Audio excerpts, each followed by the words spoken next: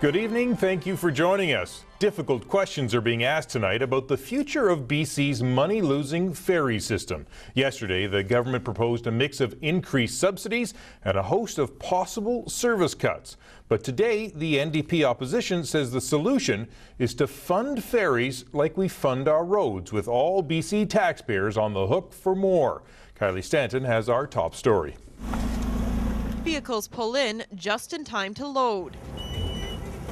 This 35-minute ferry sailing between Brentwood and Mill Bay is a popular alternative for drivers. I don't like the Malahat. It's too busy and there's too many accidents. We would have to take the long route around and it would be much slower. This proves to be a shortcut. But because the highway also links the two destinations, the route could be on the chopping block. Just one way of reducing operating costs for BC ferries, now that the provincial government has stepped in. Bill 47 amends the Coastal Ferry Act.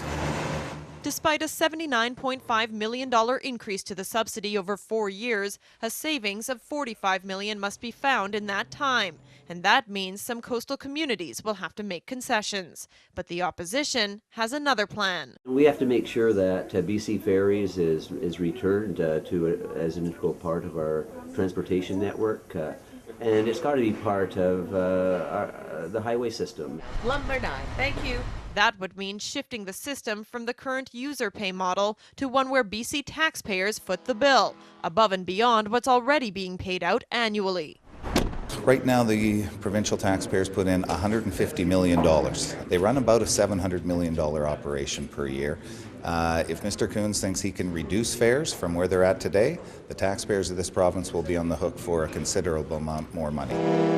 It may not go over well with those who don't use the service, but passengers here are on board with the idea. This is our highway. How do we get out of here? It's a water road, and if you want to go from A to B, in a lot of cases it's the only way to go. As far as I'm concerned, it should be the public transportation system. It certainly makes sense that it should be part of the highway system. I hope to keep them open. In this case, where the Malahat is the other option, they may soon be left with no choice but to get behind the wheel instead of setting sail.